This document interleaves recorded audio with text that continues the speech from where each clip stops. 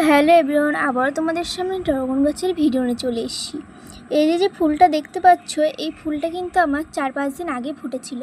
এখন দেখো কেমন শুকিয়ে গেছে। এই সময় কিন্তু ফল থেকে ফুলটা আমি আলাদা করে দেব, না হলে কিন্তু ফলটা পচেও যেতে পারে। আমি যেইভাবে কেটে কেটে করছি তোমরাও কিন্তু এইভাবে করবে, বা মুড়িয়েও করতে পারো, তোমাদের যেইটা সুবিধা।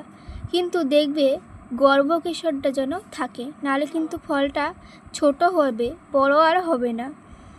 এইভাবেই কিন্তু আমি করে দিয়েছি। দেখো গর্ভকেশরটা আমি রেখে দিয়েছি, আর এই গাছটার বয়স কিন্তু 5 মাস, তাও কিন্তু দেখো একটা ফল আর একটা ফুল আসছে।